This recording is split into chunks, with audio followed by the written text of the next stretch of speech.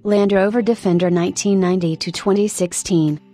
The biggest change to the Land Rover came in late 1990, when it became the Land Rover Defender, instead of the Land Rover 90 or 110. This was because in 1989 the company had introduced the Discovery model, requiring the original Land Rover to acquire a name. The Discovery also had a new turbodiesel engine, the 200D. This was also loosely based on the existing 2.5-liter turbo unit, and was built on the same production line, but had a modern alloy cylinder head, improved turbocharging, intercooling and direct injection. It retained the block, crankshaft, main bearings, cam belt system, and other ancillaries as the diesel turbo. The breather system included an oil separator filter to remove oil from the air in the system, thus finally solving the diesel turbo's main weakness of rebreathing its own sump oil. The 200D produced 107 horsepower, 80 kilowatts, and 195 pounds-feet, 264 Nm, of torque, which was nearly a 25% improvement on the engine it replaced, although as installed in the Defender the engine was detuned slightly from its original Discovery 111 horsepower, 83 kilowatts, specification due to changes associated with the turbo position and exhaust routing. This engine finally allowed the Defender to cruise comfortably at high speeds, as well as tow heavy loads speedily on hills while still being economical. In theory it only replaced the older diesel turbo engine in the range, with the other 4-cylinder engines, and the V8 petrol engine, still being available. However, this combination of performance and economy meant that it took the vast majority of sales. Exceptions were the British Army and some commercial operators, who continued to buy vehicles with the 2.5-liter naturally aspirated diesel engine. In the Army's case, this was because the T was unable to be fitted with a 24-volt generator. Small numbers of V8 engine Defenders were sold to users in countries with low fuel costs or who required as much power as possible, such as in Defenders used as fire engines and ambulances. Along with the 200D engine, the 127's name was changed to the Land Rover Defender 130 inches. The wheelbase remained the same, the new figure was simply a rounding up. More importantly, 130s were no longer built from cut-and-shed 110s, but had dedicated chassis built from scratch. The chassis retained the same basic structure as the 90 and 110 models, but with a longer wheelbase. 1994 saw another development of the D engine, the 300D. Although the 200D has been a big step forward, it had been essentially a reworking of the old turbocharged diesel to accept a direct injection system.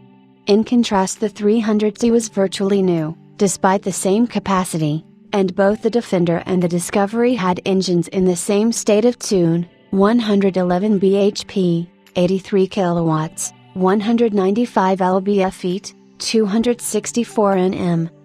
Throughout the 1990s the vehicle attempted to climb more and more upmarket, while remaining true to its working roots. This trend was epitomized by limited edition vehicles, such as the SV90 in 1992 with rollover protection gauge, alloy wheels and metallic paint, and the 50th anniversary 90 in 1998, equipped with automatic transmission, air conditioning and Range Rover 4.0-liter V8 engine. A new variant was the Defender 110 Double Cab, featuring a 4x4 style seating area, with an open pickup back. Although prototypes had been built in the series days, it was not until the late 1990s that this vehicle finally reached production.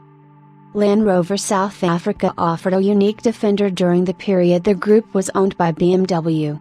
Between 1997 and 2001, the Defender 90 and 110 were offered with a BMW petrol engine alongside the normal D engine. The engine was the BMW M52 2793cc, straight 6, 24-valve engine as found in the BMW 328i, 528i, 728i, and the Z3. Power and torque output for this engine was 143 kilowatts, 192 horsepower, at 5,300 revolutions per minute and 280 Nm, 207 pounds-feet, at 3,950 revolutions per minute. This option was offered due to a demand for a petrol-driven alternative to the diesel engine after production of the V8 Defender had ended. The vehicles were built at Rosslyn outside Pretoria.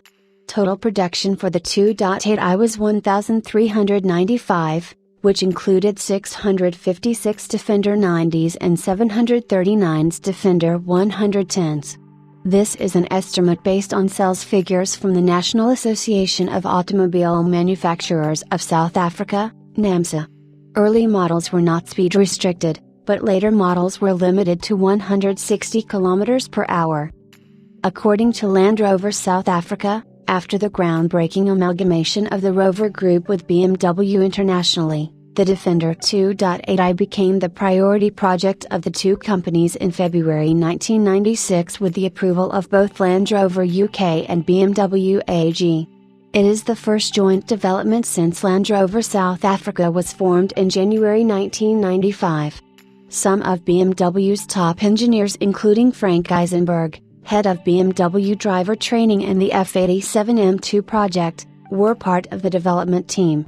The project was initially top secret, and in 2 to 3 weeks' time they had converted a Defender 110 that originally had a 3.5-liter V8 into the first 2.8i.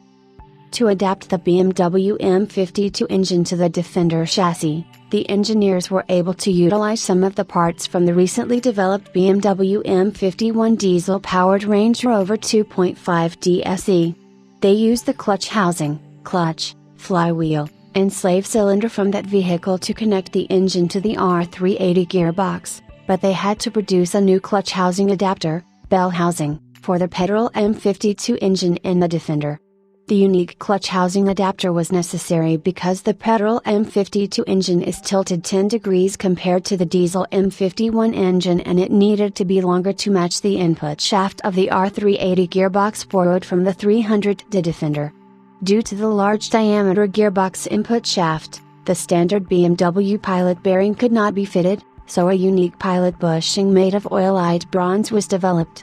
It had an inside diameter of 7/8 inch with an outside diameter of 32 mm.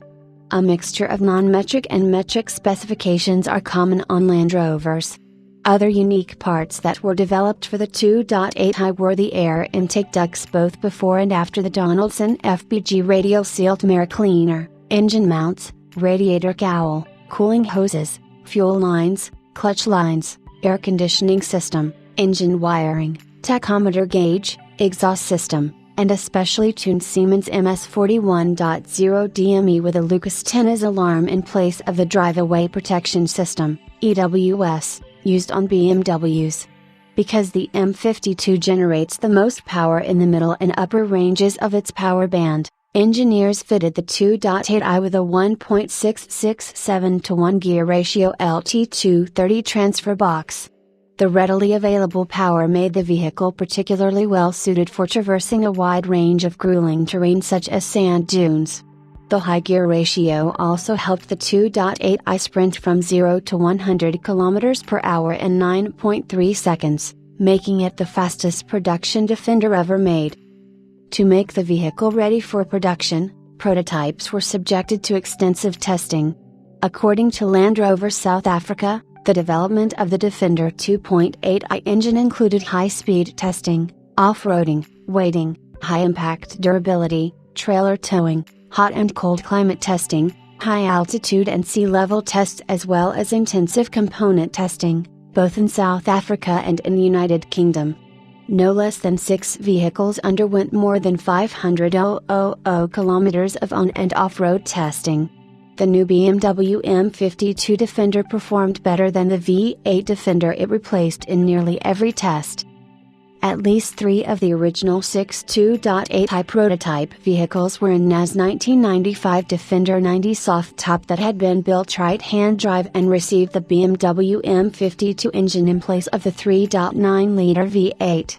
One of those prototypes, the very first 92.8i, which was painted Coniston green and nicknamed Green Mambo by BMW engineers, was sold to a private individual in South Africa, while the other 2 were sent back to the UK for additional tests. There were some major changes made to the 2.8i for the 2000 model year. It received a variety of updates including new instrumentation with new gauges with improved illumination and switches, an updated chassis, and new electrical systems similar to the TD5. It also received an updated cooling system with an aluminum radiator to help solve overheating issues experienced with the older brass radiator, and an updated fuel system consisting of nylon fuel lines in favor of steel lines that have a tendency to rust, as well as a new fuel tank, pump, and filter with quick connect fittings. Land Rover South Africa also built 26 50th Anniversary Edition 90s featuring the BMW M52 engine. The vehicles were painted Santrini blue with special decal graphics on the sides. They also featured color-coded wheel arch moldings, spot lamps, spare wheel carrier, freestyle alloy wheels, stainless steel A-frame bull bar, two-tone solid paint, wheel arch welding and side runners as well as leather seats, radio and CD player, leather steering wheel and gear lever as well as a cooler box. Each was randomly numbered between 1 and 50, as 24 50th Anniversary Edition 110s were also built, but with a diesel engine. The special 110 was called Safari and was painted in a limestone green color. It featured everything included on the 50th Anniversary 90 with the addition of a roof rack and stepladder, as well as a wraparound bull bar in place of the A-frame, and special cloth seats are used in favor of the leather ones. It is also fitted with a GPS, Pathfinder system,